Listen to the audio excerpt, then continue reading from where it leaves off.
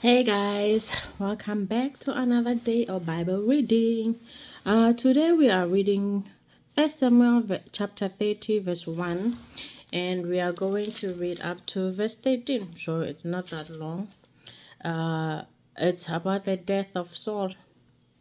If you remember, someone prophesied, that time when Saul went to see a medium, the medium told, Samuel spoke through the medium saying that Saul is going to die very soon, him and his children, uh, Jonathan, and I don't remember the other son.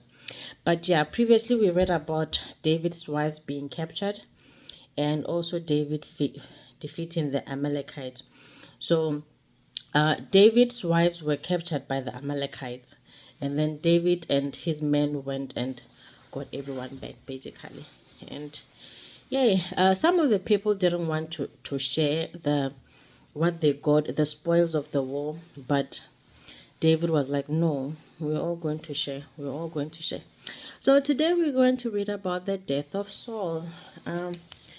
Yeah, it's been coming. So yeah, let's get into it. Now the Philistines were fighting against Israel, and the men of Israel fled before the Philistines and fell slain on Mount Gilboa.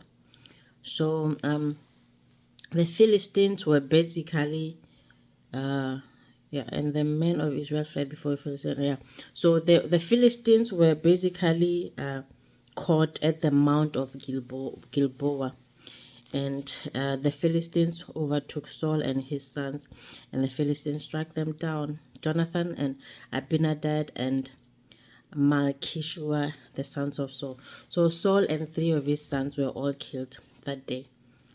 Imagine. But I guess it makes sense because it was the time of kings and queens and all of those. So to make sure that you have won or you have defeated your enemies, you had to kill everyone. So it kind of makes sense. The battle pressed hard against Saul, and archers found him, and he was hard badly wounded by the archers.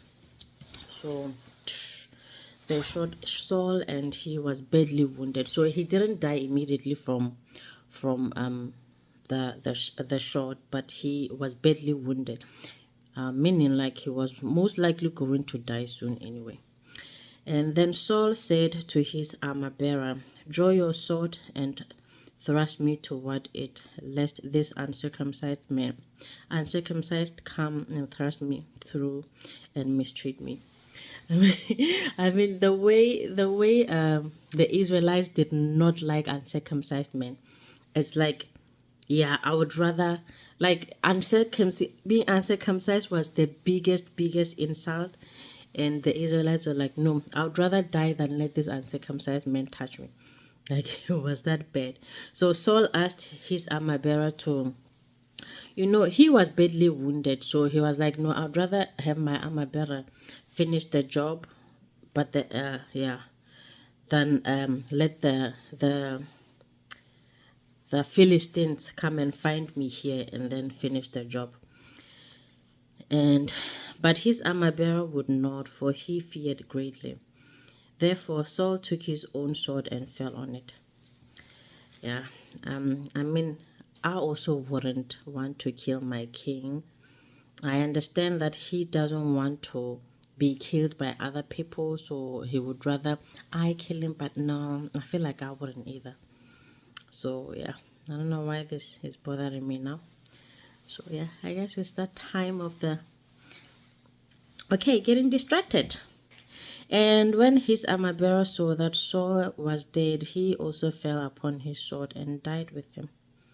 Yeah, because now it's like, what was what was your main point of existence? If the person that you were helping dies, then you going back, everyone else would be like, why everyone would put the blame on you. So I kind of understand why he felt like, yeah, my life has no purpose anymore. So Saul killed himself basically, and then the armor bearer also killed himself. So thus Saul died, and his three sons and his armor bearer and all his men on the same day together. So everyone who was with Saul that day died. Saul, his sons, his armor bearer, and all the men that were with them. So I guess they went on a suicide mission. And I guess this is one of those things that you couldn't have prevented because they were prophesied and they were bound to happen. So I don't know if Saul would have told his sons, don't go. But anyway, his sons would have been like, we can't not go. Rather, we die together than, we survive, but you die alone. Oh, wow. Please don't judge. And when the men of Israel who were on the other side of the valley and those beyond the Jordan saw that the men of Israel had fled and that Saul and his son were dead, they abandoned their cities and fled, and the Philistines came and lived in them. So yeah, obviously, when you see someone who's supposed to protect you, a hero, is supposed to protect you, but he dies, and now you're like, what do we do now? What do we do now? Where do we go from here? So the Israelite felt like it would make more sense for them to flee and rather leave this city. I mean, if the Philistines are going to capture everything and kill everyone, rather we live with our lives than wait for our lives to be taken along with the city. And so yeah, and then they left, and then the Philistines took over and lived in the city. The next day, when the Philistines came to the strip, the next day when the Philistine came to strip the slain, they found Saul and his 3 sons fallen on Mount Gilboa. So obviously, after war, you have to go back to the battle, like the battleground, to see how everything ended. So they did, and then when they got there, they found Saul and his sons dead. So it's over for them. So they cut off his head and stripped off his garment and sent messengers throughout the land of the Philistines to carry the good news to the house of their idols and to the people. So yeah, now they cut off Saul's head, and then now they take Saul's head and all of his armor and all of his clothes and whatever, and they're taking it to the what's that, idols and the people to show them, hey, we've killed the king of Israel. They put his armor in the temple of Ashtaroth, and they fastened his body to the wall of Beth Shan. So yeah, took his armor, put it at that place, and then fastened his body to the wall of Beth Shan. I don't know what the wall. I think the wall of Beth Shan just means like there was something associated with that wall. So what is Beth Shan? What is Beth Shan? Probably their god, one of their gods. But when the inhabitants of Jabesh Gilead heard that what the Philistine had done to Saul, all the valiant men arose and went all night and took the body of Saul and the bodies of his son from the wall of Bethshan, and they came to Jabesh and burned them there. So yeah, I guess it was sort of like a wall of shame, and then they put it outside where the Israelites would have access to it then, because now they were able to get their body and then take it back to where they would be able to burn it. So meaning that they still don't have the head. So they only took the body of Saul and his sons. So just 4 bodies, and then Saul's sons obviously still had their heads, because this only says that they cut off Saul's head.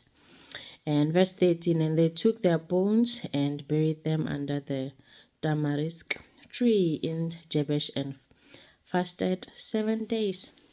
So yeah, after getting their bodies, they burned them. And then, as you know, in a normal fire is usually the flesh that burns. The bones take a bit longer. Well, I've seen this based on the movies, so I've never, yeah, please don't Don't come at me with your facts. I don't know for sure how long it takes, but I know that the bones would take a bit longer to burn. So, but then after burning the body, they buried everything under a tamarisk tree in Jabesh and fasted for 7 days. So 7 days, as you know, is a number of completion, and then fasting for 7 days is basically just saying, okay, it is done. It is done. It is complete. We did everything that we had to do, and it is done. So that's the end of First Samuel. Next time we'll be reading Second Samuel. So I was curious, like, how would life have been had Jonathan not died? Because we know that Jonathan was a good friend to David, but Saul wanted David dead. But Jonathan did all he could to protect Jonathan. I mean, to protect David. So I'm thinking, like, obviously I've read ahead, like I've said. So obviously, yeah, if you haven't read these books before, you probably wouldn't know. But after Saul dies, the Benjamin tribe. Remember that now David is king of the Judah tribe and all the other tribes, and some of the tribes came to him. They're like, "Yeah, we want you," but there are some of the tribes who were still loyal to Saul. So now after Saul died, and then more people were joining David, and then they were kind of seeing, okay, maybe David is not a bad king after all. So there was a division amongst the tribes, and I think for one, if Jonathan had not died, it would have been easier for everyone else to just go with Jonathan and join David, because it would have been guaranteed, because David was Jonathan's friend, so it would have been easier for him to convince all the Benjaminites and all the other tribes to just join David. So that's one. And two, if you know that David, in one of the wars, David told, like, Bathsheba was taking a bath on the roof of her house. Her husband was in and went to battle, so he was not at home. So David saw her and he liked her, and he called the husband to come home and then to just ask him, "Oh, so how's everything going?" The husband told him, but then David said, "No, you can go home." Oh yeah, David cheated. They did the deed, and then she obviously fell pregnant, and yeah, and then so yeah, David called the husband, and then the husband didn't want to go and sleep with the wife, because he was like, "No, why would I be having a good time with my wife while other people are there?" So he was like, "No, I'm not going to do that." And David had him killed, because he just to hide his what he did, and then later he married Bathsheba. But the baby died, and they continued again, and then they had another child called Solomon. So Solomon, after Solomon, is where basically continuation of more kings. So I'm thinking, like, if Jonathan had not died, he probably would have advised against Solomon. I mean, against David cheating and having intercourse with Bathsheba, and then which means we probably wouldn't have had Solomon. I understand God would have made plans anyway for the lineage to continue, but we probably wouldn't have had Solomon. And if you remember, Solomon was a wise king, but he was too interested in doing things the world way. So, like, he was more interested in uniting Israel with all the other countries. So he married a lot of women for to unite in their countries. So it wasn't for love, but then which also got him to compromise on who he was, and he stopped worshiping God, and then which also led to, basically it led to the downfall of Israel, because after Solomon, everyone was like, nah, let's rather Like the tribes were divided again. There were the Judah tribes, and then the other tribes also left and then decided to have their own separate king. So we wouldn't have had the story of Solomon. And I feel like I'd be okay with that. I kind of don't like Solomon. So at first he was good. At first he was good. But he was a bit too selfish in a lot of ways. And, I know like kings are not perfect, just like presidents right now, they're not perfect. I understand that. And obviously, I'm standing on the side where I know I've read the Bible, I know what he did, and I'm judging, and I'm like, I understand maybe I could have done the same thing too. Most probably not, especially as a woman. But yeah, so basically, to round things off, we wouldn't have had Solomon and the division between the tribes of Judah and all the other Israelites wouldn't have probably happened. Happen. I don't know why I keep saying happened. So yeah, I think it would have been interesting, but God had other plans. He didn't want to for David to rely on Jonathan, because David was definitely going to rely on Jonathan, and God didn't want that. He wanted David to rely on him, and which he did. To some extent, David was a good father. So, First Samuel verse it was basically mostly about how Israelites got to have kings, because they didn't have kings before, they had judges. So the Israelites wanted to have kings, and then they spoke to Samuel, and then Samuel prayed to God, and God was like, he told everyone that if you have a king, this is what's going to happen. And indeed, it happened that way. But the Israelites were like, no, we want a king, we want to be like others. So they did end up getting their king. But in the end, the king was self-serving, and the people did see that, okay, we were wrong. I don't know if they ever came out and said it themselves, especially because the king that they kind of chose was a coward, and he did not own up to anything.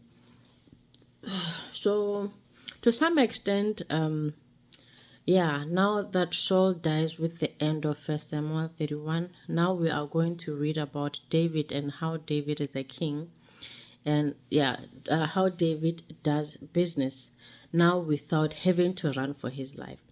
Because for this entire First Samuel, he had to run from Saul, and now that Saul is dead, then now there's no one going to be opposing him or trying to take his life. So yeah, next time we are going to read about David hearing about the death of Saul. It's going to be 2 Samuel from verse 1 until verse 27. So it's not as long, but it is quite lengthy. So yeah, I'll see you guys next week. Hopefully you guys make it to the end of these videos. But yeah, I'll see you guys next week, and enjoy the rest of your week. Love you. Jesus loves you.